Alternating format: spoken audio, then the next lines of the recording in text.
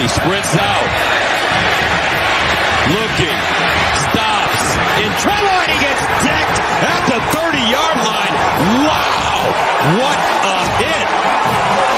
And that's Perrion Winfrey. Here's Mertz. In the pocket, and he gets crushed. Wow. Daxton Hill shot out of a cannon. In reverse, into the hands of Presley. Presley, the wide receiver, just got lit up. J.L. Skinner laying the wood.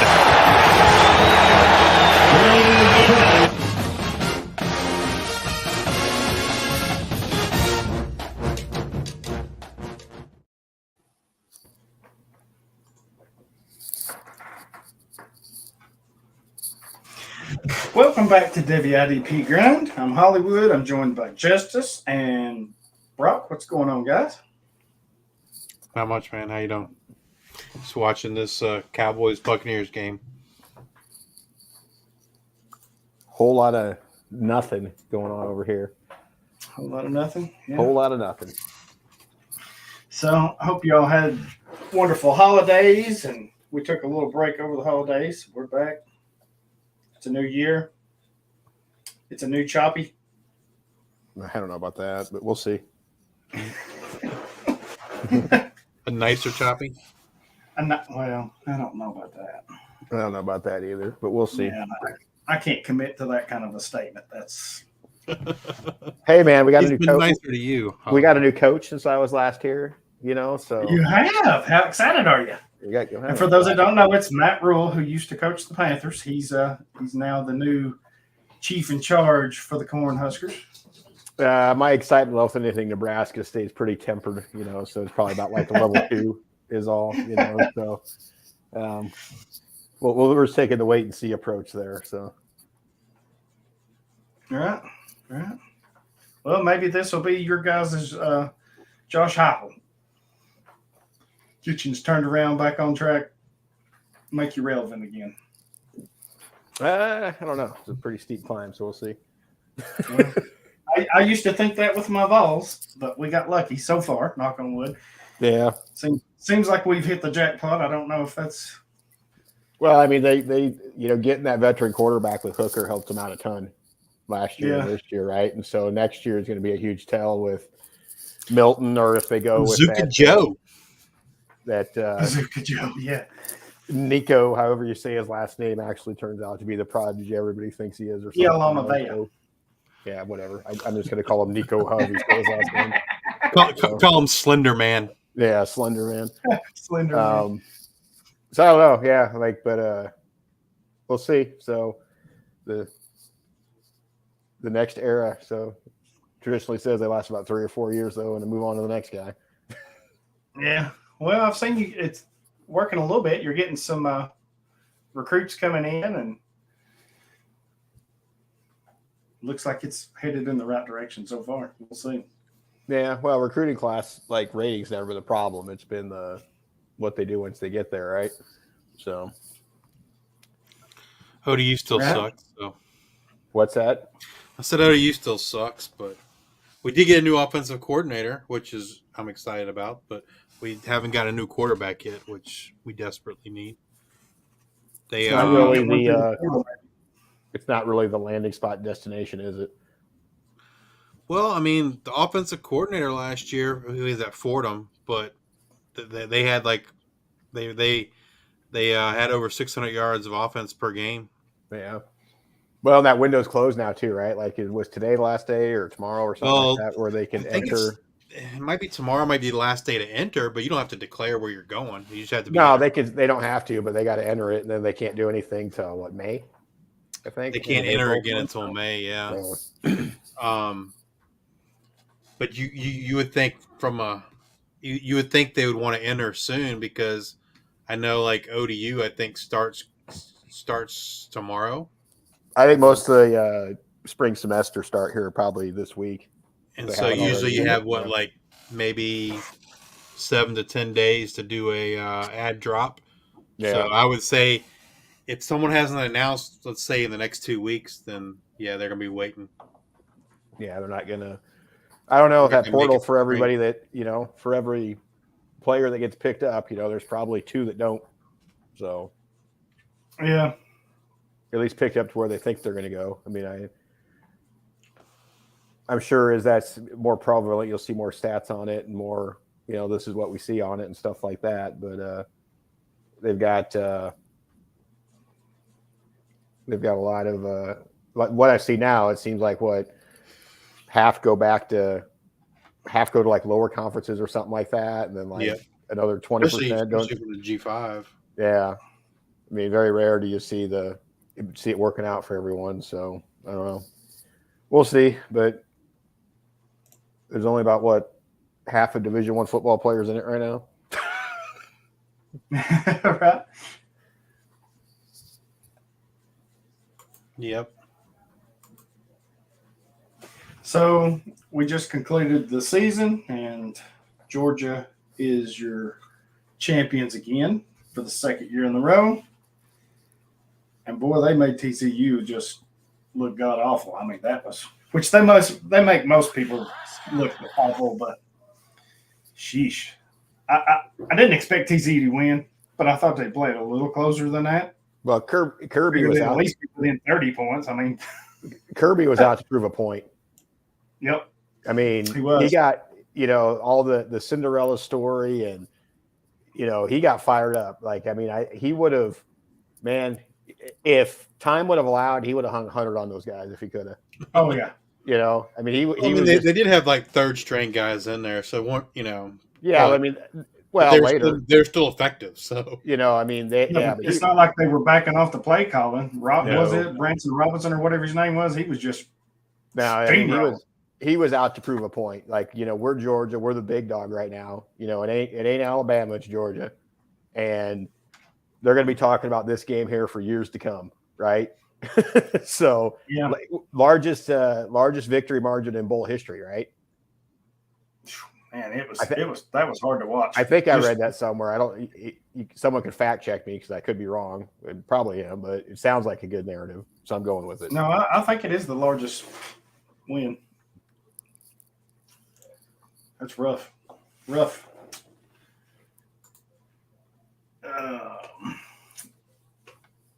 And then the other piece of news that's kind of happened while we were away was, and I'm sure everybody knows by now, but the NCAA has expanded the college football playoffs to 12 teams, and that will start in the 2024 season. So we've got this coming season at our current setup, and then we move to the 12, which I love.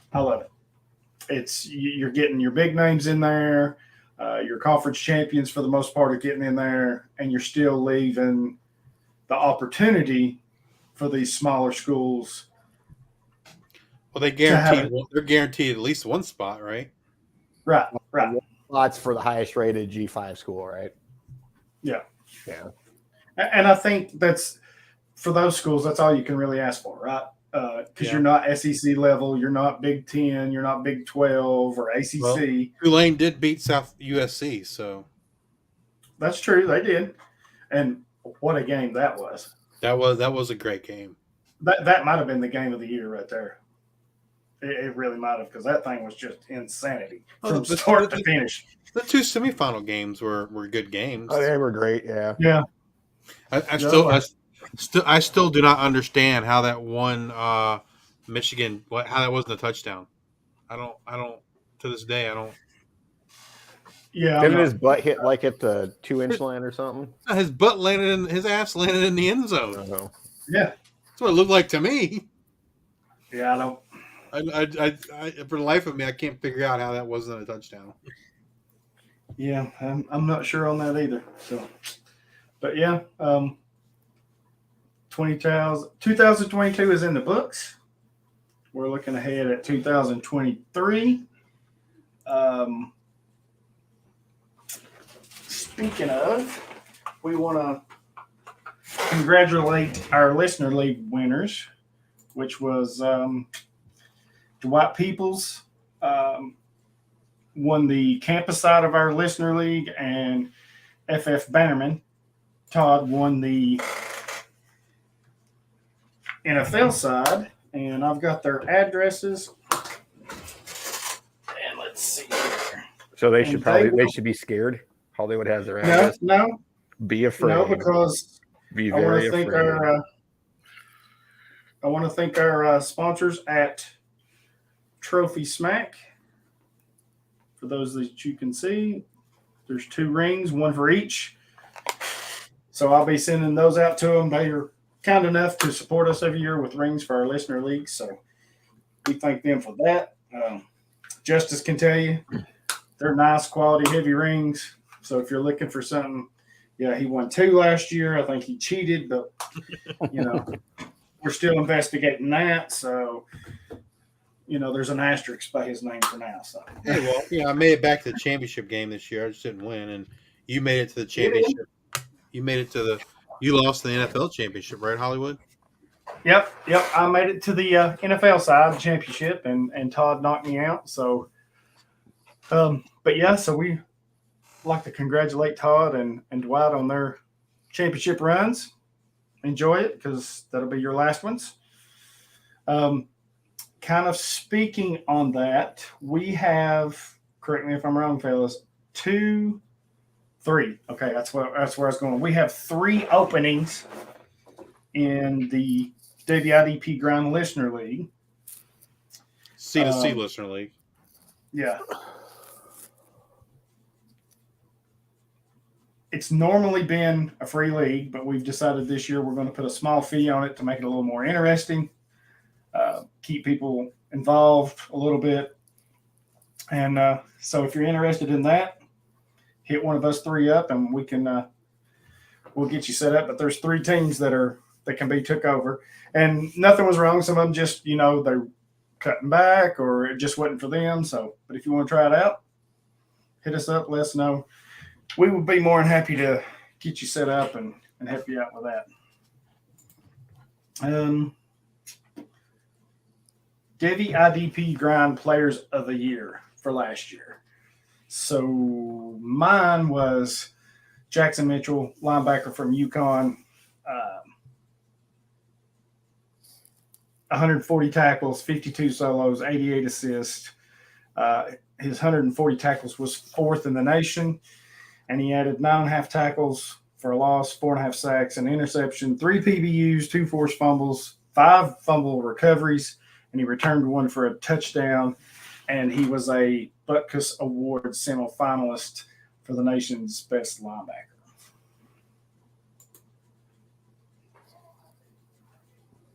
Oh, is it my turn? New year, same. I forget to check the show sheet sometimes, and I wonder where you guys are going. Then I remember to do it. So mine was linebacker Cedric Gray from North Carolina. He made 82 solo tackles, so he made more by himself than he got 63 helpers, which is kind of not the MO of some of these other guys. 145 total, 1 sack, 12 tackles for losses, 2 picks, 3 forced fumbles, 3 recoveries. Guy's a beast, and I think he's going back to UNC for another year, if I'm not mistaken. He is. Hang on to him, man. Jackson Mitchell's returning too. Mitchell's returning too, yeah, because he's not good enough to go to the NFL. Unlike my boy Cedric Gray. Sorry, Jackson Mitchell. I love you, but it's the truth.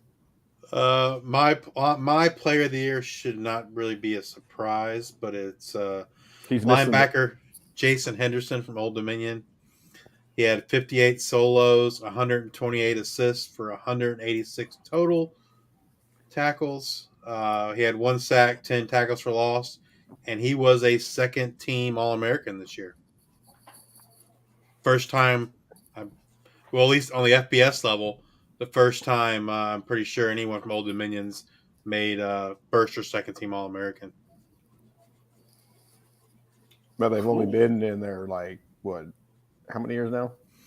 FBS, so let's see. Our first ever game was 2009. So I guess 2012-ish or so we were FBS. So maybe 10 years, somewhere around there, 8 to 10 years. Now, I know in the FCS we had All Americans because Heineke won the I forget what the award's called, but basically the FCS Heisman. But I'm pretty sure Henderson's the first time we've had an All American since we moved up. Yeah, Henderson did. He had a good year. He had a lot of helpers. He did. He had a lot of helpers. That's right. So Yeah, 120 of them, 128 of them. Excuse me. Yeah, that's insane though for that many helpers. I mean, I know you get a lot of assists depending on your scoring, but whew, I don't know that I've ever seen it skewed like that. I think some of that's the disparity in like stadium to stadium and conference to conference and how those things are scored, right? And that's, one of the it's even like that in the NFL. I mean, sometimes you see games where, you're kind of like, I don't know how they got there. And, I think for as advanced as the NFL and college football are on metrics and stats and stuff like that, that whole tackle package is still kind of blurred a little bit. So, and I think, the defense the ODU runs helps that, right? There's really only 2 linebackers on the field. So, yeah. And the fact that the offense was so bad. Well, that's most teams right now though, playing with the 2 linebackers. I mean, that's NFL, that's college, that's everybody, right? You're seeing the 3 line guys and your couple edges and your 1 or 2 linebackers is all you see anymore. So, I mean, there's a few different. I guess Nebraska, they're going hell bent on that 3-3-5 this year, so I'm sure Ohio State will love that. So, All right. So that is our 3 IDP players of the year: Jackson Mitchell, Cedric Gray, and Jason Henderson. Now we're going to move on to the fantasy IDP corner end of the season with Justice. He's going to wrap up what was the 2022 season, so I'll let him get started on that. You already covered the listener league, so I'll just start with the scoring for IDPs.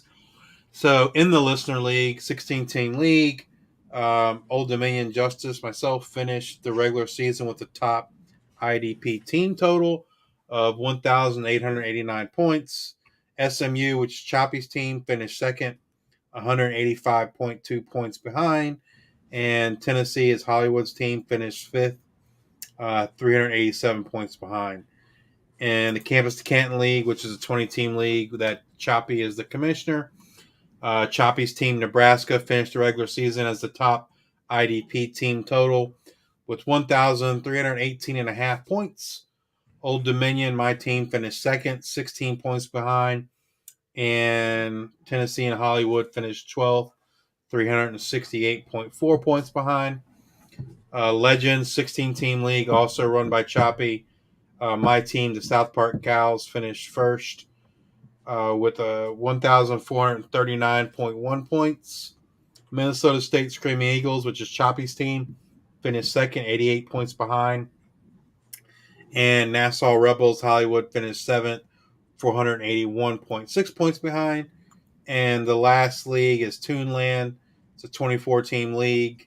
My team, which is Captain Caveman, finished the regular season with the top IDP team total of 1,324.6 points. Second place was Rocky and Bullwinkle Steve Jackson, 61.58 points behind.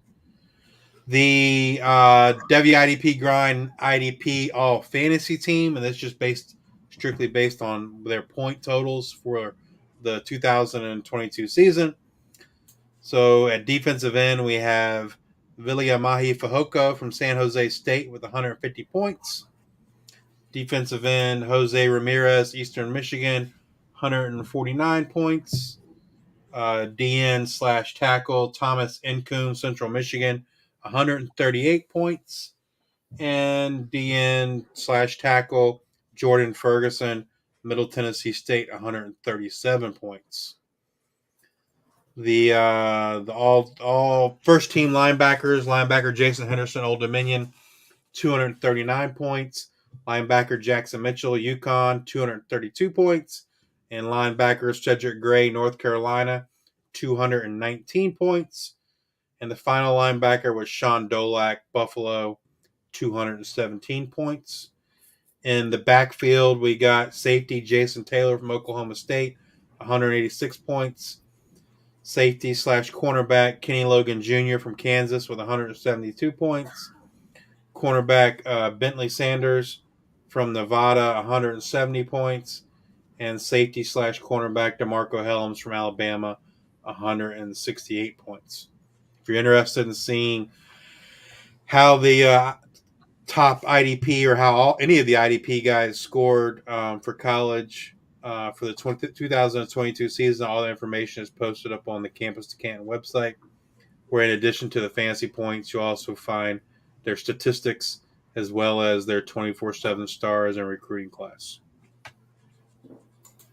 Awesome. Good stuff. We want to thank MFL, My Fantasy League, for sponsoring our listener leagues on the NFL side. Fantrax, they take care of us on the college side. Well, I won't say take care of us, but they are our hosts, so we need to be nice to them for that, as much as we berate them at times. But hopefully they'll get better at it. But yeah, again, if you're interested in the listener league, let us know. Reach out to us. I think it was 20 Justice is what we're $20. Yep. So that means 10 would go to the campus, 10 go to the NFL side, Canton side. Just nothing big, just something to make it a little interesting. Like I said, you get the nice rings if you win to go along with the bragging rights. So again, if you're interested in that, please reach out to us and we'll get you set up. Thank you to Trophy Smack for the rings. So if you're in other leagues or you're a commish like Chop is of certain things and you want to get something nice for your winners, go check out Trophy Smack. You can get the link in my bio on the Hollywood Titan Twitter. Click it and get your discount and all that good stuff. So for our 5-star topic, and since Justice, we did this wrong, how about we let Mr. Know-It-All down here lead the way with what we're doing? What? Yeah, this is your segment. Well, but my stuff's not posted on the frickin' show sheet, so I got to go find another sheet. I'm not ready. It's not even fair. My fault. No, so we're going to go through and we're going to talk about some breakout players from we kind of pared it down since college football can be pretty enormous, right? So I took the SEC and the Big Ten for breakout players. Hollywood took the G5 schools, and Justice took the Big 12, the Pac, whatever it is, and the ACC. And, just to kind of get some names that probably, weren't necessarily on anybody's radar before this year, and I think they kind of had some big years, and whether it's for a NFL purposes in a Devy league or production purposes if you got a C2C IDP league, some guys that you probably check out this offseason and look at acquiring as you go forward, right? So my first guy, we'll start at defensive tackle, and is it okay if I do mine and then you guys do your defensive tackles? We just rotate through like that? That's fine. However you want to do it. Sure. I mean, my list is way longer because I misunderstood the assignment, but yeah. Yeah, you got 1,400 players on there, so Justice could have a whole show if he wanted to. So I just closed all my links. Great, way to go, Brock. But my defensive tackle breakout is Zerhan Newton from Illinois, 3-star recruit in the 2019 class, I believe. And Pro Football Reference doesn't like me sometimes. Please hold. Gosh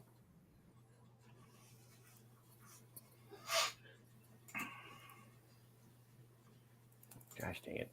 I don't have his stats in front of me because I'm struggling right now because Hollywood messed up. So I could probably tell you what Newtons were real quick. I have no doubt it's my fault. Well, does his name have like a apostrophe in it or something? That's what's killing me.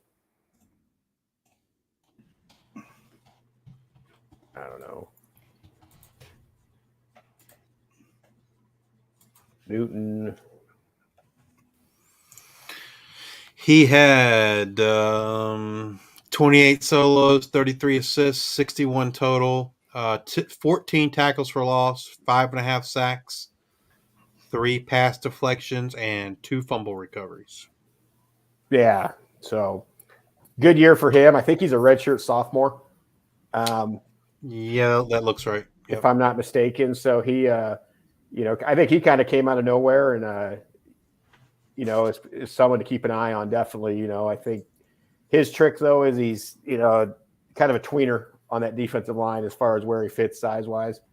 Probably not a true inside guy, but maybe not a true edge right now too. So, what he does to develop over the next couple years, probably next year for sure will be interesting. So we'll go on to one of you guys for your D tackle, and I'll try to get my shit together over here. You want to go Hollywood? Yeah, I can go. So for my D tackle, I went with Carl Brooks from Bowling Green. Really, he was non-ranked as a recruit, which you tend to see in some of these G5 groupings. But he plays for Eastern Michigan. 66 tackles, 19 and a half tackles for a loss, which was fourth in the nation. 12 sacks, was second in the nation, and he was the MAC defensive player. Sorry. I looked at the wrong line. Let me back up. Carl Brooks, Bowling Green, non-ranked, 50 tackles. Yes, 50 tackles, 18 TFLs, 10th in the nation, 10 sacks, 2 forced fumbles, and 4 PBUs. I went back and watched some of his tape from previous years, and even in his numbers, you could kind of see the playmaking ability he had from the interior. But this year, it just kind of all come together for him, and he was a force for them up front. He caused a lot of problems. I think he had a streak. I'd have to go back and double check, but I think he had a streak of at least one game or one sack in like 6 or 7 straight games. So, he was a force for them. So I misunderstood the assignment a little bit, and I actually did each individual conference. So, hey, it's more information for our listeners, right? Right? Never have too much. So for the ACC, my breakout defensive tackle was Dwayne Carter from Duke. He's a redshirt sophomore. He has 2 years left. He was a 3-star recruit in the class of 2019. He had 21 tackles, 15 assists, 36 total tackles, 5.5 sacks, 11 tackles for loss, and 4 pass deflections, and 3 forced fumbles. Also, I had a honorable mention, and that was Rook Hororo from.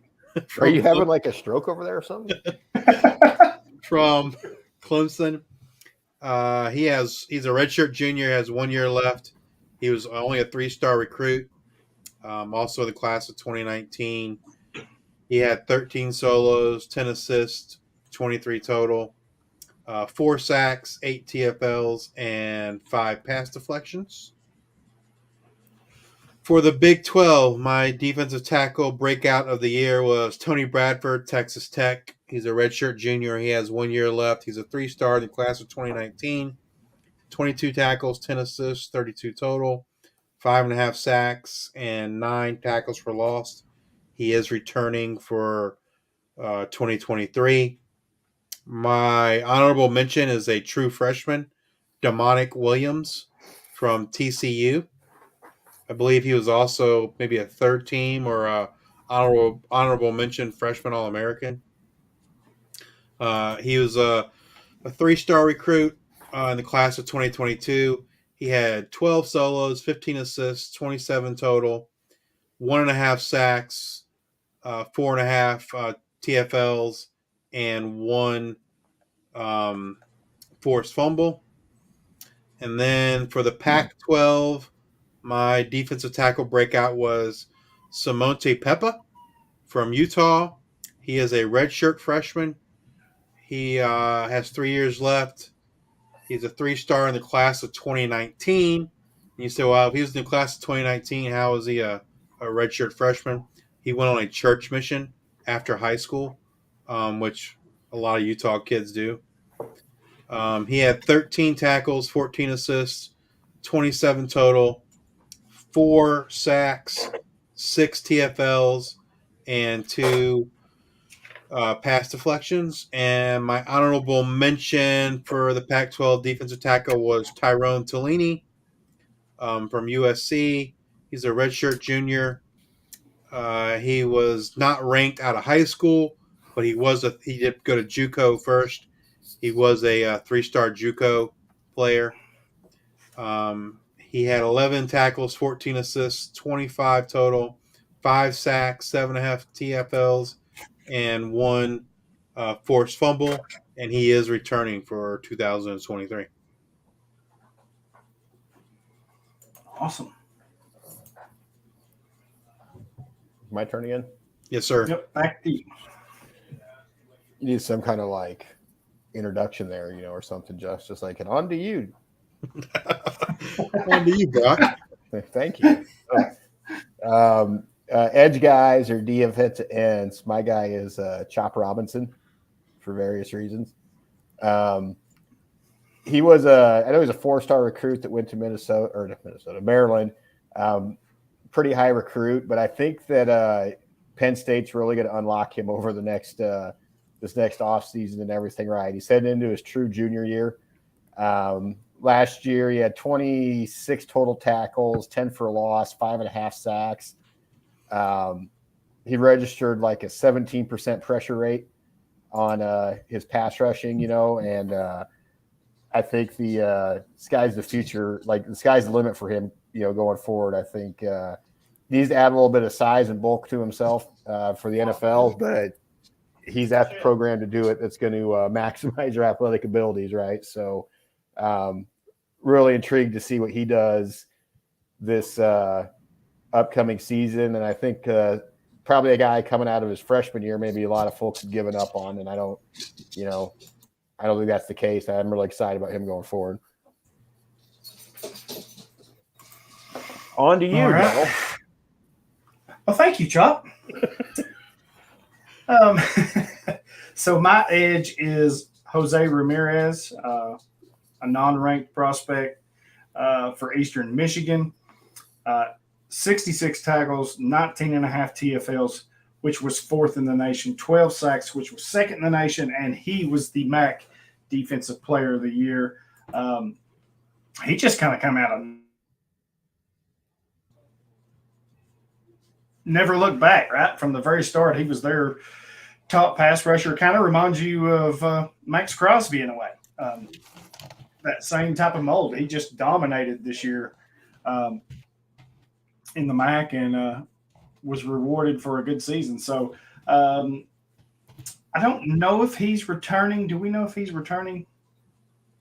I believe so. I don't know. I don't believe he is. I think he's in the draft pool already. So, yeah, if you had him on your team, he carried you, I'm sure. So now for you, Justice. All right. So once again, I got quite a few names here for you. So the ACC, my edge was Jared Verse, Florida State, right? He was a transfer from Albany. So I think while he had great stats at Albany, the question was, how's that going to translate, to the FBS and a Power 5 conference? Well, I think he adjusted really, really well. He had a great year. I'm actually completely shocked that he is returning, because from as far as NFL draft, he would have been my number 3 edge, going into the draft. So I'm really surprised that he's returning to Florida State for 2023. Technically, he has 2 years left. He's only a redshirt sophomore. He wasn't ranked coming out of high school. He had 22 solos, 26 assists, 48 total tackles, 9 sacks, 17 TFLs. Again, a great year. I had 2 honorable mentions from the ACC. The first is Keon White from Georgia Tech. He is done. This is his last year. I think most folks probably have him in the top 10 of the edge rushers for the upcoming NFL draft. He was a 2-star coming out of high school, but he was a tight end. He actually was a transfer. He went to Old Dominion and then transferred from Old Dominion to Georgia Tech. He had 29 solos, 25 assists, 54 total tackles, 7.5 sacks, 14 TFLs, and 1 pass deflection. And I had a second honorable mention out of the ACC at edge too, and that is Donovan, another humdinger of a name, Easy Ryuka from Boston College. He's a sophomore, 3-star in the class of 2021. He had 34 solos, 27 assists, 61 total, 8.5 sacks, 14.5 TFLs, 2 pass deflections, and 3 forced fumbles. For the Big 12, the edge, my breakout edge was Dylan Horton from TCU. He's unfortunately he's out of eligibility. He's someone that moved around a lot as far as positions. I think when he came in, he was ranked a 3-star safety out of high school. He also played some linebacker for TCU, but he really kind of blossomed this year in that edge role. He had 32 solos, 19 assists, 51 total, 10.5 sacks, 15 TFLs. And then my honorable mention from the Big 12 is Brendan Mott from Kansas State, redshirt sophomore. He was not ranked. He had 19 solos, 12 assists, 31 total tackles, 6 sacks, and 7 TFLs. Moving to the Pac-12, my breakout edge was Tuli Tuipulotu from USC. He's only a redshirt sophomore, but he is already declared for the draft. He was a 3-star in the class of 2020, 31 solos, 15 assists, 46 total tackles. He had 13.5 sacks, 22 TFLs. And then I had 2 honorable mention edges. The first is Braylon Trice from Washington, a redshirt sophomore, 3-star in the class of 2019. He had 22 solos, 16 assists, 38 total, 9 sacks, 12 TFLs. And then David Bailey, who I'm pretty sure we mentioned. I don't know if any one of us specifically mentioned, we're high on him, but I know during our conference preview, we mentioned him as someone to look out for before the season began. He's a true freshman at Stanford. He was a 4-star recruit. He had 27 solo tackles, 16 assists, 43 total, 1.5 sacks, 7.5 TFLs, and 2 forced fumbles. Now on to Choppy for, I'm assuming, linebackers is next. Yeah, we'll do linebackers next. So I got a couple Big Ten linebackers, actually, I went with because I couldn't pare them down. My first one is Junior Colson from Michigan. He got a big opportunity this year with some of the guys that weren't there last year and responded pretty well. 100 total tackles, 6 tackles for losses, 2 sacks. Very, I think, interesting guy for the NFL prospects going forward, so keep an eye on him. Definitely. He's probably rostered in a lot of leagues, but some Devy leagues, you drafted last summer and you don't do anything until this upcoming summer. Maybe you can grab him there. Another one I really like is I just decided to torture myself with a name. This is Justice's pronunciation, by the way. Ma'ima Njongmita from Wisconsin. I think he really came out of nowhere and was probably on nobody's radar as far as being a key part of that defense there. I think he was only a 3-star recruit coming in. Wisconsin does a pretty good job, though, with getting these 3-star players and making them something. 95 total tackles for him, 12.5 for loss. 3.5 sacks. He also had an interception. So I really like him. I think he's he's kind of on the smaller side of what you want a linebacker to be. Only 6'2", 227. So who knows what that plays for his NFL future? But I think really keep an eye on what he does at Wisconsin next year. And if you need somebody on a C2C IDP league, I definitely have him on the radar. Go for it there, Hollywood. Well, thank you, Brock. So my linebacker breakout player was Sean Dolak, another non-ranked recruit for Buffalo, 147 total tackles, which was number 2 in the nation. He had 97 solo stops, which led the entire country. 13.5 TFLs, 4.5 sacks, 7 PBUs, 3 forced fumbles. He did a little bit of everything for Buffalo.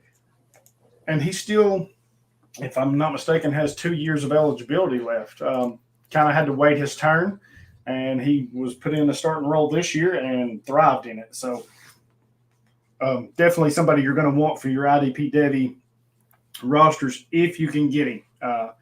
He's not, I'm assuming he's not likely to be available on your waivers, but crazier things have happened. If he is, I definitely recommend picking him up right now. Just a little side note, because we've talked about some of these players that are returning. So like a Dolak, if you're, like I said, odds are he's not available on waivers. What would you guys feel comfortable giving up for him? I guess since we don't really know the rosters and stuff, pick wise, what would you be? Or is it a thing like in some of our leagues where the recruiting dollars is that another option? What would you all kind of? I think the thing is that there's so many players in college football that if you're looking at a C2C league that you can get production from at that linebacker standpoint, that I probably wouldn't pay a whole lot of anything for him because I don't see any NFL future there. And so, right, if I needed a guy, I'd throw, if it's a pick of, you get to the 7th, 8th, 9th round, it probably isn't going to kill you. I mean, what's it even worth? Or in some of our leagues, we have recruiting dollars. If I threw $50 at somebody, I would do that if I need a linebacker. But, it's such a vast landscape of players that even if he, finished at whatever it was, 200 some points and was top 5, I mean, you can easily find a guy that probably scored 190 points and you're not having to give up anything to get him. So sorry if I think I jumped in front of you, Justice. No, I mean, that's exactly what I was going to say is, he was a free agent, right? No one in any of our leagues owned him before the season, right? And so instead of giving something up for him per se, I'd be trying to find that next Sean Dolak next year, right? But if I was going to give something up, let's say it's a 10-round supplemental draft league, maybe a 8, 9, 10 pick, maybe. If it's auction dollars, I'm probably looking around the $30 range, maybe. Somewhere around there. Yeah, that's kind of what I was thinking. I would be myself. I think I would go more with the recruiting dollars because I'm like you guys. I'm not too crazy about giving up a draft pick for a player when you, like Chop said, you can go most likely you find the next somebody, one. Comparable anyway that you're not having to give up a whole lot for. But I can see the scenario that if you're desperate and you're truly hurting at the position, I'd kind of be where Chop is, maybe a little more, just depending on how, if you've got a lot of recruiting dollars, 50, 60, maybe 75 at the most. I wouldn't go anywhere near past that. But if you really need him and you got the recruiting dollars, then that's kind of where I would go with it. Restus, who is your linebacker? So for the ACC, my breakout player of the year at linebacker is Cedric Gray. I'm not going to go over his stats. We kind of already went over that. And as we mentioned, he is returning for 2023. I had 2 honorable mentions for the ACC. The first was Marlo Wax from Syracuse, a redshirt sophomore. He was a 3-star running back out of high school. He had 53 solos, 38 assists, 91 total tackles. He had 4.5 sacks, 10.5 TFLs, and 2 pass deflections and 2 forced fumbles. He also is returning for 2023. The other honorable mention guy I had for the ACC was James Jackson from Virginia. He's a sophomore. He was a 3-star athlete in the class of 2021. He had 29 tackles, 29 solos, 31 assists, 60 total, 1 sack, 1.5 TFLs, and 1 pass deflection. The Big 12, my linebacker breakout of the year is someone that Choppy was high on and mentioned also in our conference preview in the preseason there. And that's Danny Stutzman from Oklahoma. He's a sophomore. He's a 3-star in the class of 21. He had 68 solos, 57 assists, 125 total, 3 sacks, 10.5 TFLs, 2 interceptions, and 5 pass deflections. And I actually had co-breakouts for the Big 12.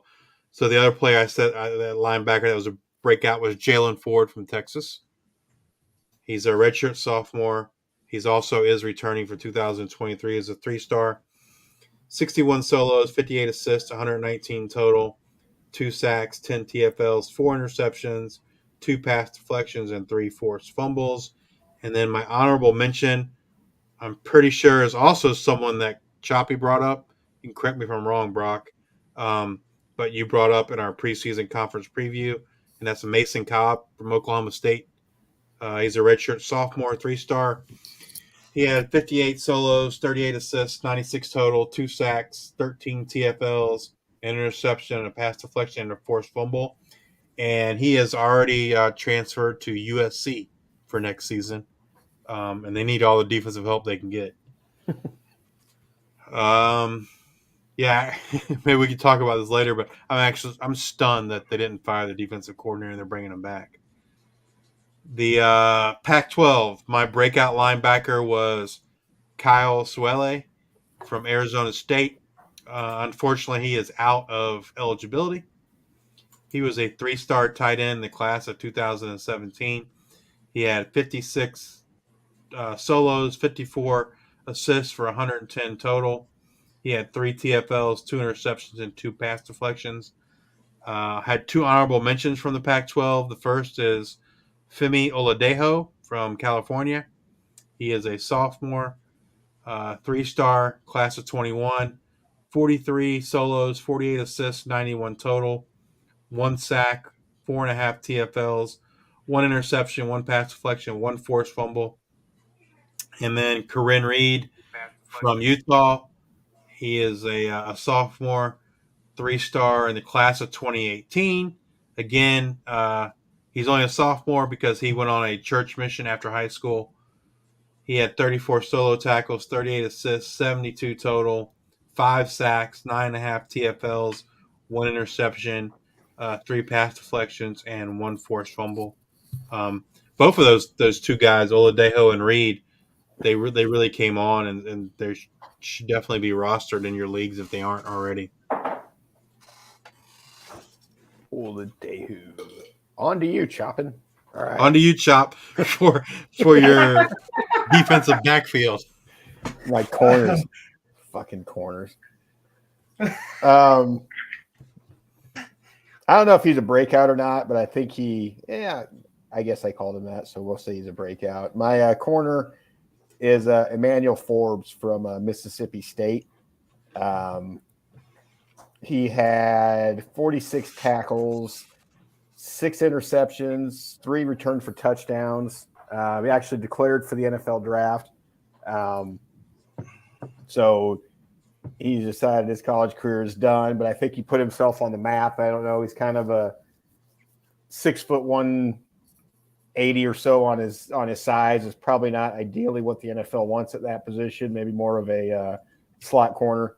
in his future kind of thing. But really came out and staked his claim. He's had a decent couple years there. I think he's been a starter all 3 years at Mississippi State. But I think this was by far his best year, and he showed that he feels he's ready for that next level. So I'll also do my safety as well too. We'll just do the whole defensive backfield here, and my safety was Rob Moore from Michigan, 3-star recruit, I want to say, coming in, but really, of course, his stats don't come up from now either. But he, with Dax Hill leaving and some of those things out there, I think he took advantage of an opportunity in that backfield there, and really showed what he can be. And so he kind of played all over, right? He did a lot. He did free safety, strong safety, played in the nickel. That's the kind of safety the NFL is looking for right now. Those guys that are interchangeable. You think Arizona, with the two they got back there, and Baker and Thompson. They can do whatever. They can be the box safety one play and the free safety the next, right? And I think that's what NFL schemes are looking for, is that versatility back there, and he kind of brings that. So he was my breakout safety for the conferences I covered. So on to you, Mr. Titan. All right. So for my corner, it's a player that you heard me mention during the season with our episodes. It's Bentley Sanders, a 3-star corner for Nevada. Had 82 tackles, 66 solo stops, which is that's a pretty high number for a corner. But that's kind of the one things you look for with corners is, A, how many tackles, but B, how many is solo stops, because that's where you're getting your fantasy points at, mainly there. So 66 is a really high number, so good for him. 5 TFLs, 5 interceptions, which led the Mountain West. He returned 1 for a touchdown, added another 4 PBUs, and forced 3 fumbles. So, he was somebody that I picked up off of the waiver wire this year, and he had a good run. There was a stretch where I think he had an interception in 2 or 3 games straight. So, corners you can find all over the place. Not somebody I'm trading for or anything like that, but if you need a corner and you're trying to pick, go to your waivers and see what you can find. So, and then the safety was Jack Howell, another 3-star from Colorado State, 108 tackles, 42 solo stops, 3 TFLs, a half a sack, 3 interceptions, 3 PBUs, and 1 forced fumble. And he's just a sophomore, so he's got 2, maybe 3 years, I think, with the COVID year. So he's probably got 3 more years of eligibility left, at least 2. But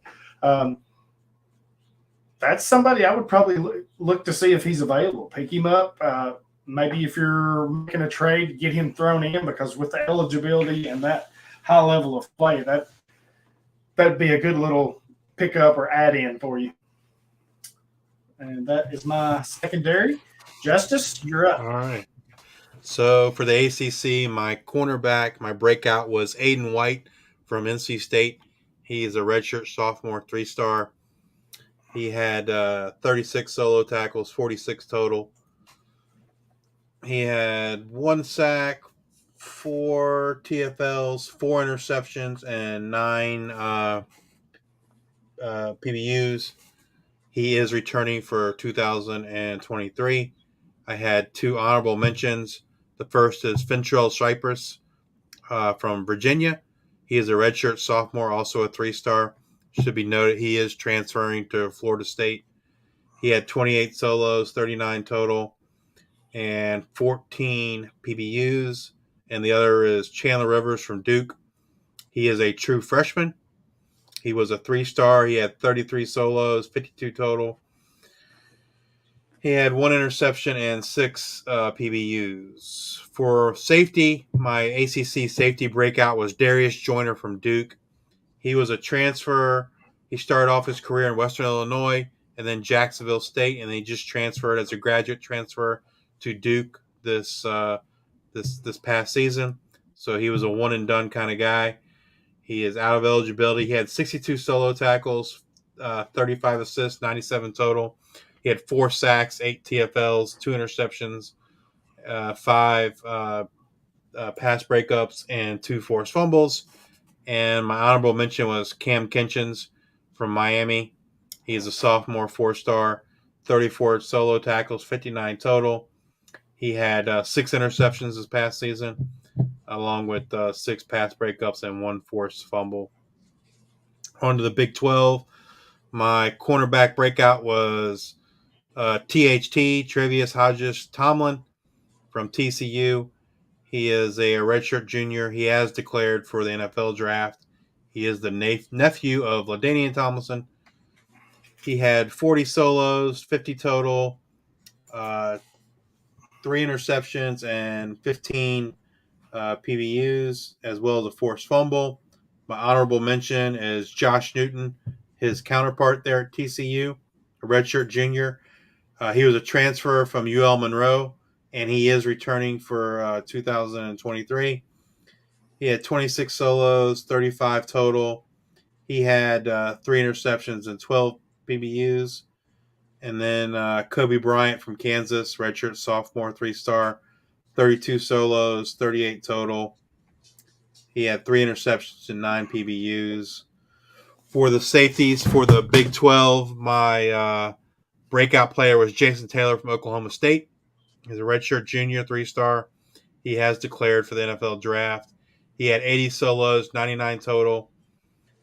He had 6 interceptions and 7 PBUs. And honorable mention, his running mate in the backfield there at Oklahoma State, Kendall Daniels, who's a redshirt freshman. 4-star recruit, class 21, 45 solos, 71 total tackles. He had 3 interceptions, 5 PBUs. And then Devin Lemire from Baylor, another redshirt freshman, 35 solos, 57 total. He had 2 interceptions and 4 PBUs. And on to the Pac-12, my cornerback breakout was Jeremiah Irby, who is a true freshman. He was also, I believe he was a freshman All-American first team. He is a 3-star recruit. He had 19 solo tackles, 36 total, 1 interception, and 11 PBUs. And on the safety for the Pac-12, my breakout was R.J. Hubert from Utah.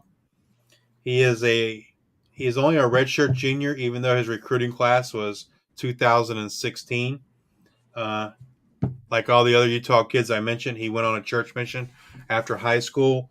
I have not seen. He does have 1 year left, and so I have not seen I have not found anything that says what he's going to do, whether he's returning or not for this coming season. But he had 56 solos, 78 total. He had 3 interceptions, 2 PBUs, and 2 forced fumbles. And then honorable mention from the Pac-12 is Jaden Hicks, Washington State, a redshirt freshman, 3-star recruit, 45 solos, 76 total, 1 interception, and 6 PBUs. And I think that wraps up our breakout players. So now we're on to our players of the year. So, Choppy, you want to lead us off?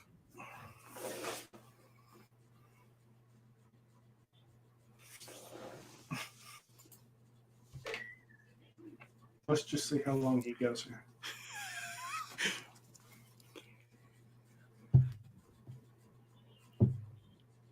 Yeah, I muted myself and I forgot to unmute myself. Justice. Oh, man. I was gonna say how long he just keep talking. Hey, I was trying to be respectful and Justice was going through something there for, it felt like an hour. I overachieved on the assignment, man. You What do you did. want me to You do? did. And we were all more tired because of it. Well, I'm sure the listeners appreciate the extra names, though. I'm sure. Yeah. So anyway, I got group of 5 for the players of the year, and I'm going to start with the American Conference. And my player of the year in the American is a linebacker from Cincinnati, Ivan Pace. 136 tackles, 20 tackles for losses, 9 sacks.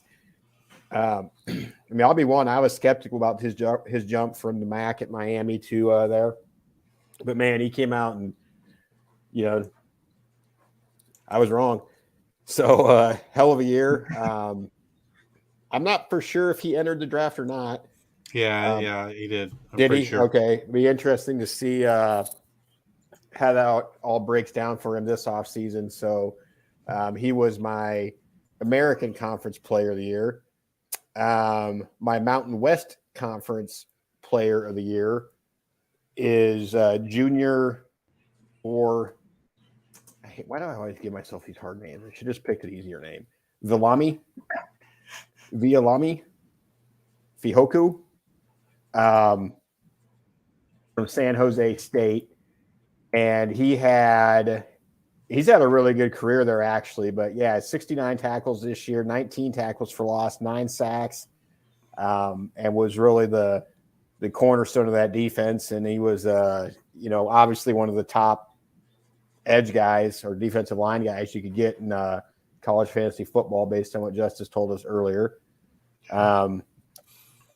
I just did this next guy here so Justice wouldn't get all upset. But my line for the Sun Belt, I went with Jason Henderson from Old Dominion. I spell it with a Y, though, because I asked why does he have so many assists as opposed to solo tackles.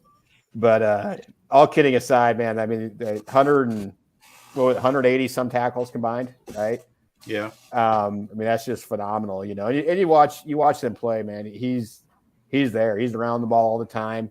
Kind of an undersized kid, I think, but yeah, he for NFL purposes, yes. He had a hell of a year, So definitely deserving of that. And I think if you based on what other folks did in the Sun Belt, I feel he's deserving of that. And I know they gave it to what happened to our screens? Like we're showing half of us or something. Well, Justice dropped out, so Hollywood. Oh my gosh! I did not do anything. Till he gets back, we'll go. There he is. I can't. I'm scared. What happened? I don't know. Anyway, I'm at Conference USA, the exciting Conference USA that everybody loves, and Jordan Ferguson was my defensive player of the year there from Middle Tennessee State.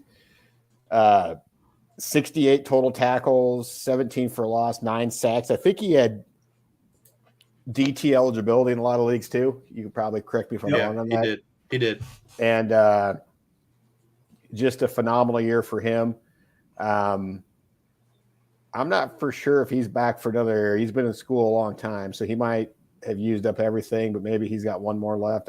Who knows with all the COVID and whatever rules they got going on now, but he's been there. He's been at Middle Tennessee State since like 2017. So he may or may not get another shot, but he had a great year. And I think he was the leader there. And then for the MAC, I had 2 guys I really couldn't differentiate from that we've talked about both of them, Jose Ramirez and Sean Dolick. Both had outstanding years, and I don't know, 6 of one, half a dozen another for me, but I think they're, those are probably the guys for that conference there as I break it down and looked at it that were most deserving. So that's my G5ers. All right. And I'm going back on mute.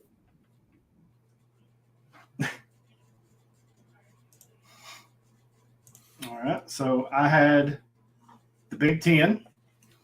And the defensive player of the year was Jack Campbell for Iowa. 128 tackles, his second straight season of 125 plus. He had 8 games this season of 10 or more tackles. 60 of those were solo. He had 5.5 TFLs, 1 sack, 1 forced fumble, 3 pass deflections, 2 interceptions. Really the leader for that defense. And if they could only play defense, they might win. Their problem was when they had to play offense. Yeah. They just couldn't score no points. It's, no jokes aside, their defense was one of the best around. and one of the best I've seen in the last few years. They are just really good, but they just couldn't get no help with their offense. So, but yeah, Jack Campbell was the defensive player of the year for the Big Ten, and then you go to the SEC, and for the second year in a row, the winner is Will Anderson Jr. For Alabama. I don't know what else you can say that hasn't been said over the past 2 years. Didn't quite have the season that he had last year, which is a shame because he should have been a Heisman. Well, he didn't, but he also played a lot less snaps. He did. He did play a lot less snaps. I want to say almost like 200 less snaps. Yeah, but there was a drop off. Now I'd have to go back and look at some of this. But he went from 102 tackles to 51 this year. 17 tackles for a loss, 10 sacks, 1 interception, 2 pass deflections. He was easily the best defensive player in the SEC this year. Likely to be a top 3 pick. I have to think. Yeah, I mean, I think if Chicago does not trade out of the number 1 pick, he is the number 1 pick. You think so? Because and I do too. I agree with you. I think that's where you go if you don't trade out. But I've been hearing a lot of Jalen Carter in that conversation too, and I think that's just too high. If they want Carter, I think they can trade back and still get him. Yeah, I mean, if I'm going to, I just unless you think Carter is the next Aaron Donald, right? Right. Then that's a high price to pay for a defensive tackle. Right. In my opinion. And I don't. Yeah. But if you're forced to pick there, if nobody wants to trade up with you, then if you think he's the guy, I guess you go get him. But myself, they need Will Anderson. They need that pass rusher. So replace to me, Khalil Mack that he lost, right? Yeah. Yep. And Robert Quinn's not been up to par, when he was there. So they've got some youngsters there, but they need that superstar, and I think Anderson can be that guy. I think the hard thing is like justifying that pick at 1-1 with what you could get at any potential trade to trade down. And if you go from Will Anderson to, let's say Wilson or the kid from Clemson or something like that, you obviously have to do that. You don't sit pat on that pick saying if someone's willing to give you, the rumors I've read like right now is the Colts are willing to give 4 or 5, whatever number they're at, Michael Pittman plus additional picks. I mean, you have to jump at that stuff. There's no absolutely, so Chicago needs a lot, right? I mean, and I don't know that, I don't know that. So I don't. It'd be interesting to see what they do with that pick and how they parlay that into what that organization wants to do going forward, right? So, right. And I think luckily for them, there's a lot of teams behind them, right? From 2 to 10, there's quite a number of teams that need a quarterback. So, well, who's to say the Texans at 2 don't even trade up, right? Exactly. If you think somebody's going to trade up to get Stroud, or not Stroud, but if you think, if they think, when they do their player evaluation, if they think Young's head and shoulders above Stroud or Stroud's head and shoulders above Young, you're sitting there with 2 and 12, plus you got other additional picks in the future because of the Watson deal. Maybe you do say, well, let's just get it done. That's our guy. We want to do it, right? And so then the Bears can slide down to 2 if they're smart. Maybe then from there, maybe they can slide down to 4 too. I mean, it'll be interesting to see it. Someone's going to, especially with Stroud declaring today. So you got both those guys in there, and regardless of what you think about him now, someone's going to move up for him. So I think so too. I think somebody is going to make that push. If you're Chicago, 2 prizes, Young and Stroud are a push, so you've got to get there. If you're Chicago, you stay pat at that pick and you take Will Anderson. It makes sense for your team, but you did not maximize the value of that draft pick and what you could have done with it. in my opinion. Yeah, I mean, they should definitely trade down for sure. Yeah. Unless they hate Fields, and then they should trade Fields, I guess. Well, then they got to trade Fields and get something for him. But yeah. Yep. Trade him to Tennessee. Negative. all right, so go ahead. I got nothing. So I had the ACC. My player of the year in the ACC was Kalijah Cansey, defensive tackle from Pittsburgh. He's only a redshirt sophomore, but he's already declared for the draft. He had 17 solo tackles, 31 total, 7.5 sacks, and 14.5 TFLs. And Hollywood might know better than me, but I haven't really looked at defensive tackles for the draft. But just off the top of my head, he's probably number 2 behind Jalen Carter. What do you think? I mean, what would you say, Hollywood? I couldn't hear you. My headphones cut out. Who? Kalijah Cansey. I was thinking maybe he's probably the number 2 D tackle after Carter. Yeah, I mean, it's Carter and basically everybody else, I think, easily. But yeah, Cansey, I think he's definitely 2-3 right there, easily. So for the Big 12, I had co-players of the year. Both of them are edge, and they have both declared for the NFL draft. The first is Felix Inaduke-Uzoma from Kansas State. He had 46 total tackles, 8.5 sacks, 11 TFLs, 2 forced fumbles. And the other is Tyree Wilson from Texas Tech. He had 61 total tackles, 7 sacks, and 14 TFLs. Tyree Wilson also missed the last 2 or 3 games due to injury. Both of these guys have declared for the draft. I actually like Tyree Wilson better. I would rank Tyree Wilson number 2 behind Will Anderson for edge, and I believe I have Felix number 4 for the edge rushers for the NFL draft. But both, I think Felix has a really high upside. I think the guy I have Miles Murphy from Clemson in between Wilson and Inaduke. And for the Pac-12, my players of the year, again, co-players of the year, they both will be off to the NFL. The first is cornerback Clark Phillips III from Utah. He had 24 total tackles, 1 sack, 6 interceptions, and 6 PDUs. He was only a redshirt sophomore, but he declared for the draft. I actually spent the last couple of days also looking at corners. I haven't really ranked them so yet, but I think Phillips is in that 4 to 6 range for me. I think the biggest question about him is his size.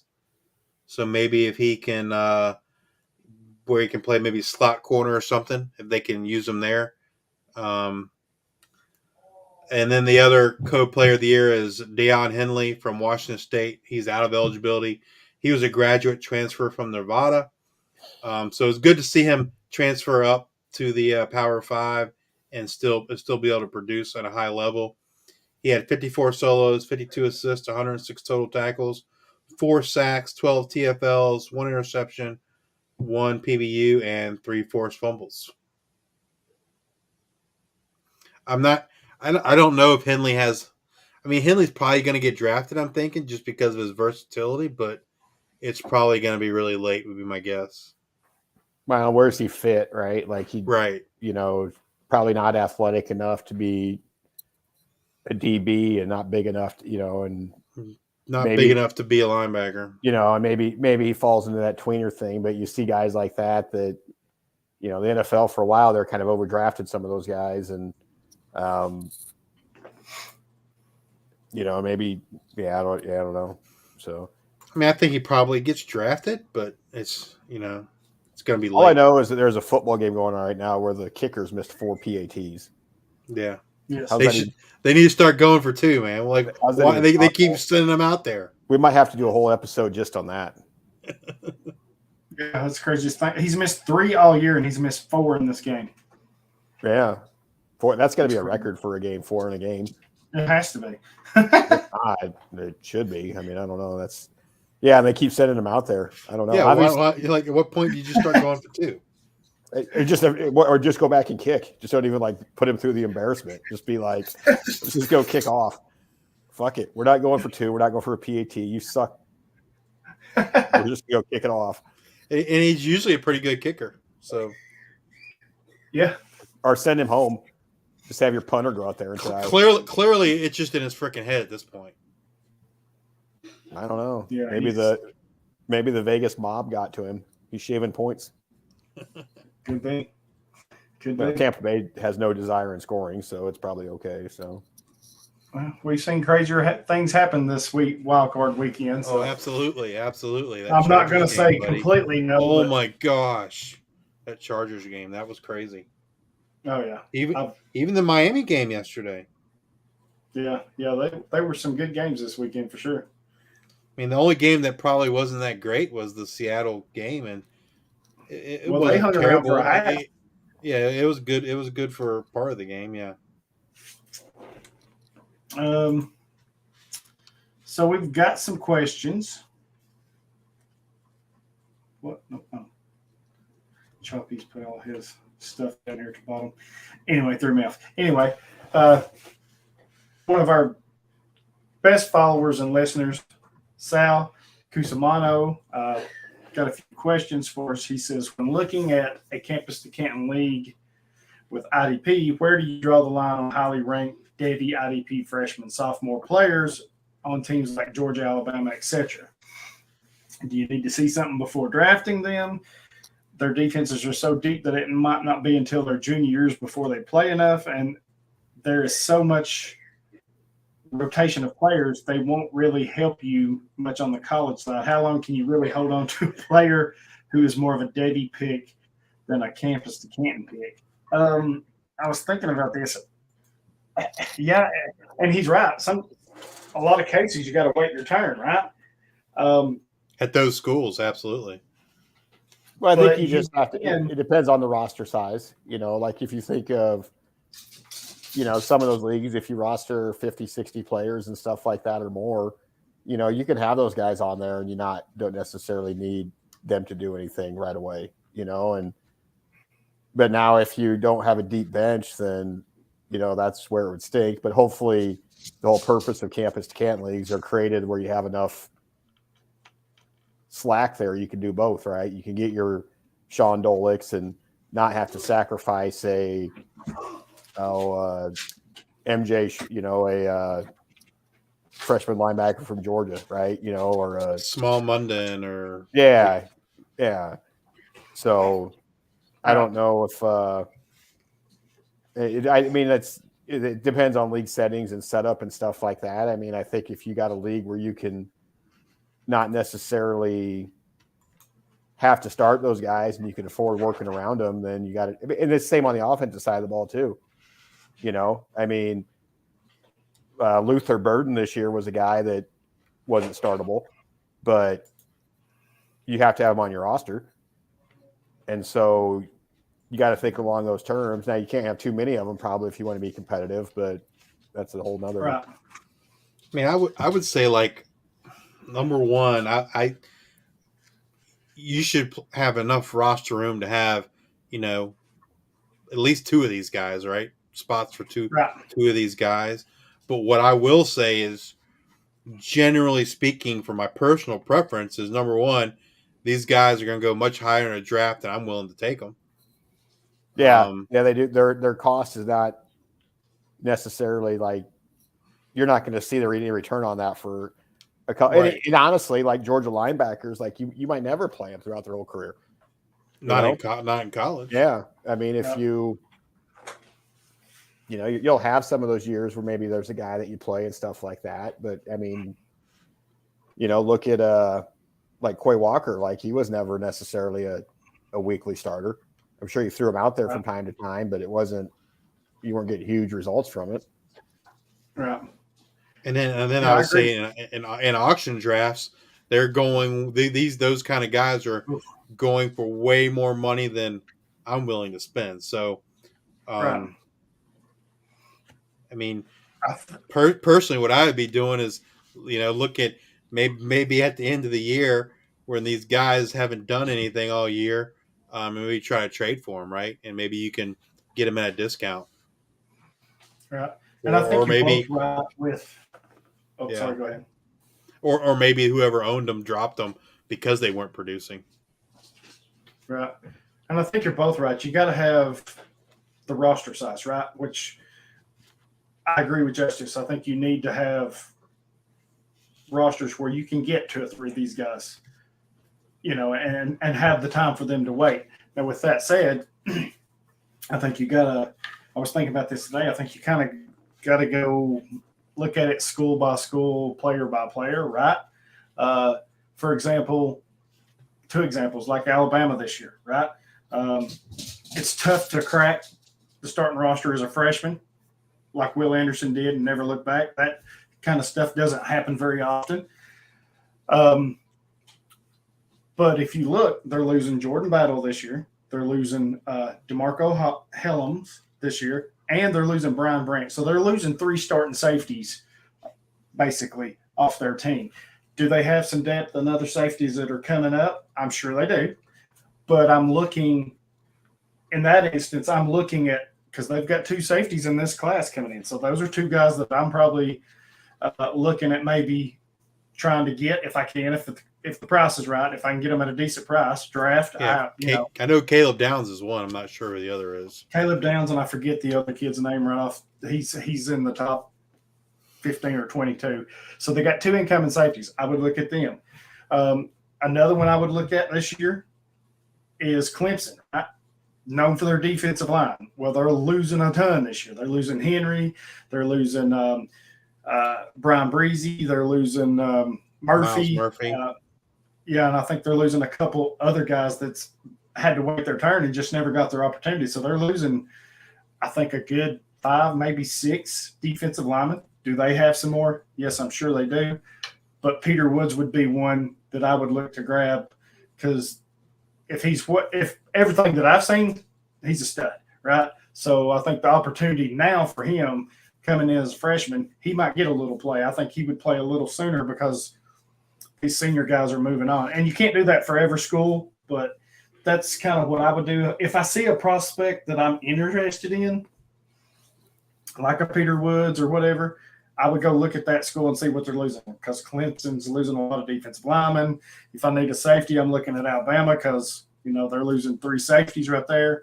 Not saying these guys are going to come in and start day one, but their odds are better because the depth chart's a little thinner there. So that's kind of what I'm looking at for freshmen. And there's no guarantee that they're going to make it, right? What was it, Chop, a few years ago when you did your I forget which league it was. Startup. Anyway, I bid ridiculously just to see what it was going to cost me for Corey Foreman, USC, right? And here we are 2 years in, and he's done nothing. So I'm like Justice, you have to get the right deal or the right draft pick. But I think playing these last few years, that's kind of defensive. That's what I'm doing. Who's losing a lot at a certain position that's got a high recruit coming in that maybe I can take advantage of and pick up there.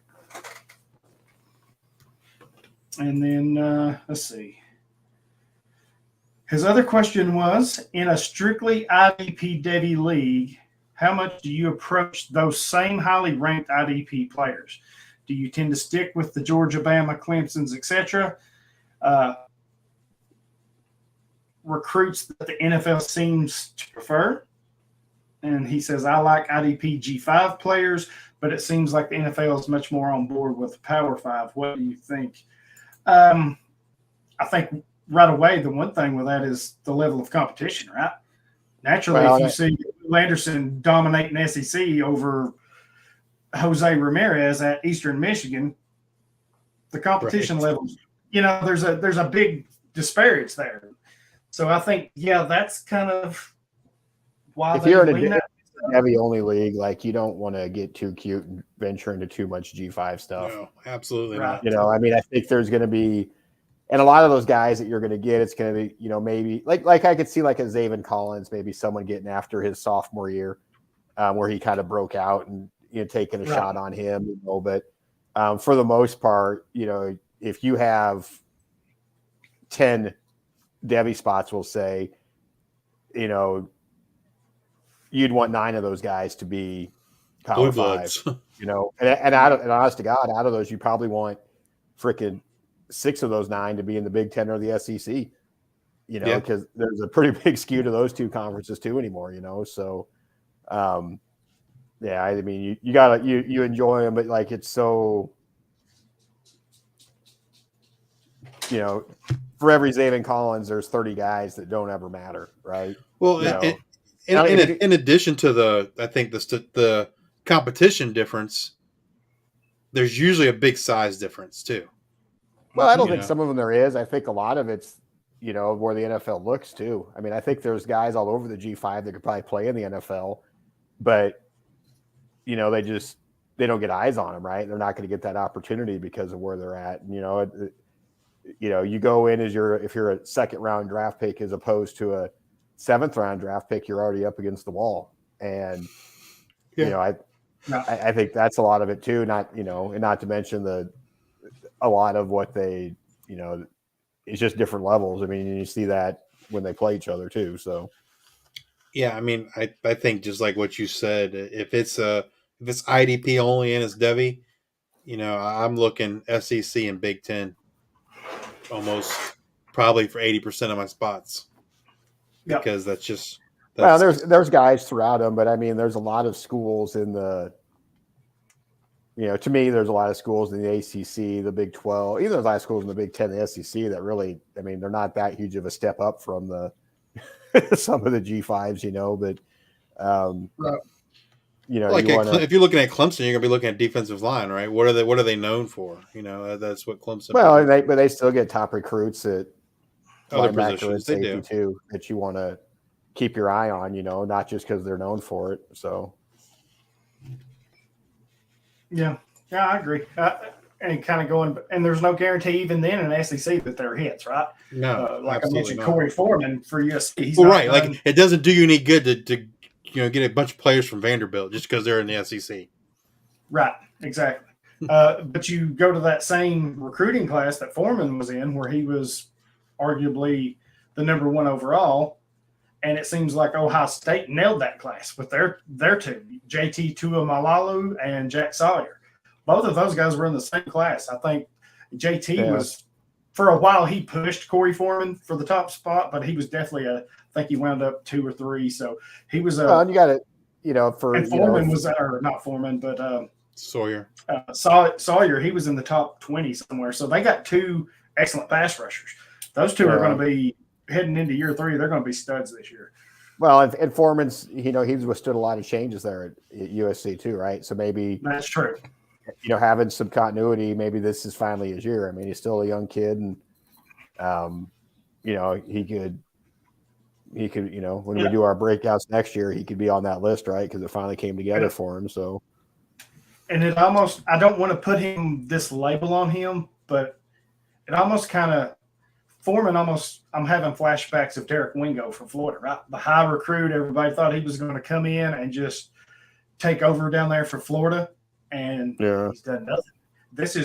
He'll be headed into year 4 now, and he's first 2 years you kind of give him a pass, but everybody thought, you know, year 3, the breakout season, never happened for whatever reason. I know they've had coaching changes too, but well, if you're stuck behind Muhammad Diabate or whatever his name is, that's a problem. So yeah, and that's it. You know, for as high a recruit as he was, like I said, he couldn't get past other players, and that's such a crapshoot sometimes with the high school game, right? Because you really don't know, because in high school you're better than everybody on the field just about every game most of the time, unless you're playing in like some of these super leagues like in California where you're playing national powerhouses. Yeah, New Jersey, stuff like that. But it's a big jump. So I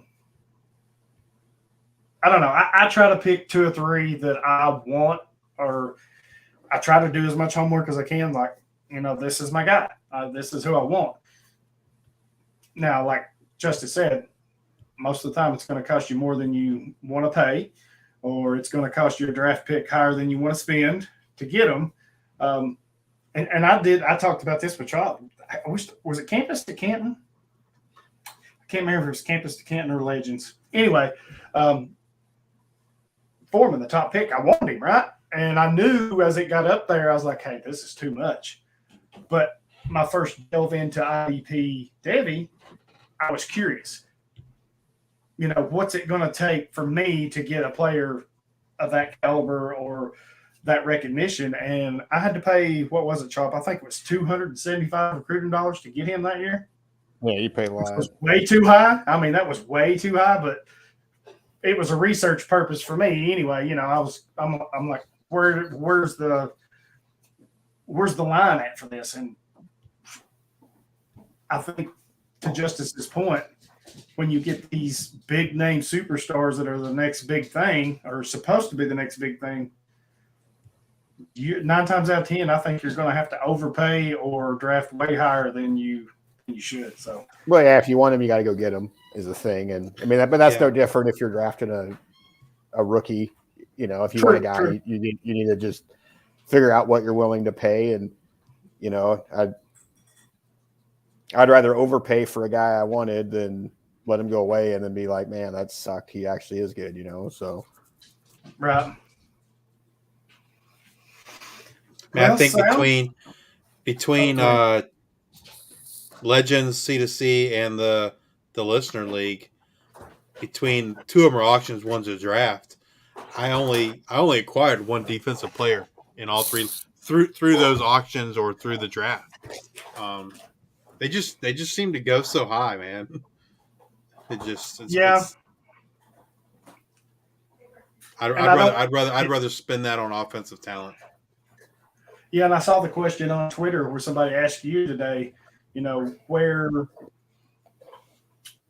do you start looking at IDP players, right? And you were right in where I think you were exactly spot on in your response, right? Like where you want to draft, you know, round 7, 8, maybe 9 is where you start to look. And I always go back to like the NFL for a few years ago before he got hurt, but Darius Leonard, he was the hot thing, right? So when you do a startup, you know, 7 or 8 is probably where I'm looking, but you know, for me to get him, I had to take him in the 5th round due to where I was at and was. So I think you're right. You're going to have to overspend, and Chop is right too. If he's your guy, go get him, right? Well, I think a lot. If you don't get him, and like Chop said, you didn't take that chance, you're going to be pissed at yourself for not taking the opportunity, right? If you spend the money or the draft pick and he's a bust, then hey, you tried, you did your best. Fuck it. So what? Move on. I think a lot of these questions is in regards to, you know, IDP. It really comes down to how comfortable you are, you know, finding people on the waiver wire or through the season or later in the draft. Because the more comfortable you are, the longer you're going to be able to wait. And so you're able to spend those resources on offensive talent.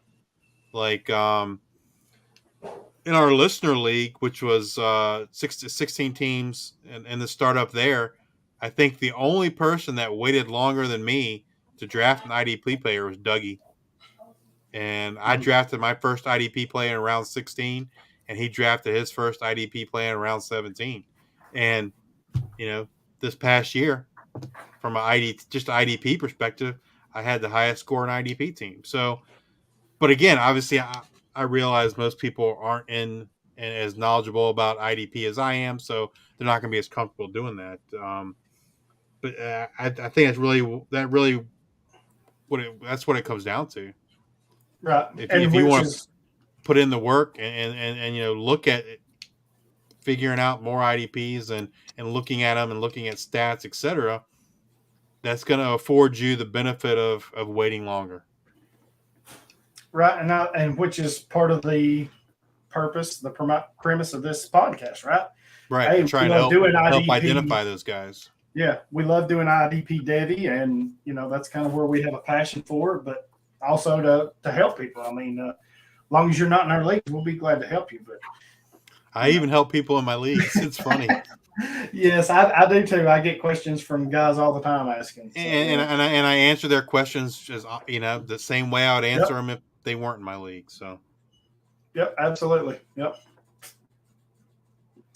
So, Sal, hopefully we answered all your questions to your satisfaction. unless Choppy asks a question, then I'm not going to answer him. Oh yeah, I give Choppy straight crap. He'll say, "Hey, Like man, I what would do you think ever of this ask player?" you two guys a question. Have I? Yes, you have. Yeah. Well, I just asked one there, I guess. So, all right, you got me.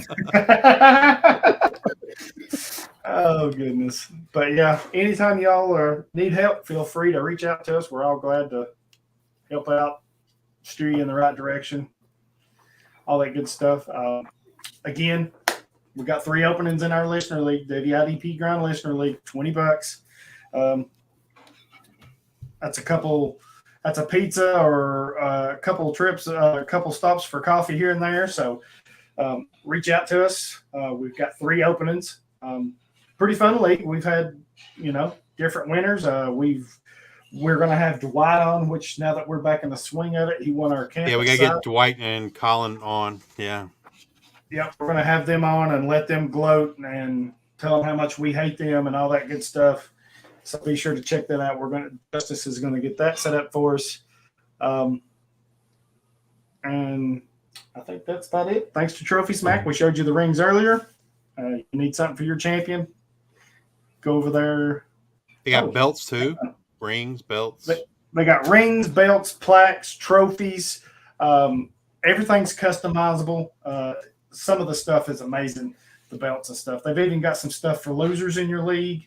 Go there and check them out. Great sponsor for us, TrophySmack.com. You can click on my bio for the link for the discount. And we got a couple questions here real quick. I was going to say, did you see those questions on Twitter? Yes. So Nino Brown. I'm sorry. Underscore YouTube. T2. Yep. JL Skinner or Jair Brown? Jair Brown. Jair Brown. I would go. I like Skinner. Well. I like Skinner. I do like Skinner. Yeah. I think Brown is more of a all-around safety. I think Skinner's more of a downhill in the box type. In the box kind of guy. Can't cover and stuff like that. He can, but I just think overall his game is a little more defined by what he can do in the box that way. Brown, I think he's just a more complete player. So, and again, it depends on where they land too, right? Which we'll find out in a few months. Good question. And he says he's in, so he wants in the list. So be sure to hit one of us up. Me, Justice. Actually, I'm on his podcast tomorrow night. So, well, there you go. I will be on Nino's podcast to talk about cornerbacks and edges for the 23 NFL draft. So, and what podcast does he have? Go ahead and give him a shout out. Toilet to Titles. Toilets to Titles. Yeah. Okay. Yeah. So go check them out. Unless anybody's got anything else for the day, I think we're done. We're back in the swing of things. I don't know what we've got planned for next week. But we'll I'll be skiing, so you boys have fun next week. Huh. You can't leave me alone with Chop. Come on. We might just fight next week. Maybe if the internet works, I can do something. That's probably not a good idea. We're going to be arguing the whole time. Words are going to be said. Villains are going to get hurt. We'll see. Beer cans I may be thrown. I might not turn my mute off the whole show. Please do. Please do that. If the internet works good, I will try to join you guys, but we'll have to see. No, you don't have to, bud. You enjoy your little vacation or whatever. But if you want to, and you can, you're more than welcome. But enjoy your vacation. I know everybody needs a break after dealing with Chop for a couple hours. It's just rude. Hopefully he won't set me up for fail next week like he did us this week. Hey, let's do this for the topic, and then. It ain't my fault you can't read and translate. Normally, I would agree with you on that, but Well, since but since we both screwed it up messed too, it up, yeah, Mr. Overachiever over here. Well, that's just because Justice over there looking for a gold star. I know. well, I just really thought that that's what we were doing with each conference, but Well, you should realize my level of dedication and initiative. It wasn't going to be that many players. Come on. And you should have realized my dedication or my Hey, my I care asked for you. following instructions. I asked you if I needed to translate it in Vol for you, and you This told is me, on you. You know me, so you're responsible if I get you it told wrong. me to F on. I am not responsible for you. Oh yeah, That's Kyle's job. you should allow for my screw ups. Yeah, I don't have that much time. but yeah, Anyway. and Kyle's in the listener league too, so you get to compete against Kyle us, is too. compete against Kyle. Let's see, we got Austin, Colin, and Dwight from Colin. C to C. So, Yeah. yeah, it's a good Am time. I in that league? Yes, you are. Yes, you are. Are Sweet. you in that way? You and I had the top 2 teams in the regular season, and then we shit the bed in the playoffs. Well, at least I made it to the championship game in the campus side, but I like think- doing that And then stuff. I had the top think team on the you lost NFL in the side. semis. And crapped it. the NFL side, I lost in the first round. I think I was the number 2 seed and lost in the first round. So Yeah, I made the championship game. I just couldn't get over the hurdle, so which seemed to be the theme of the year with some of my teams. It happens. Yeah.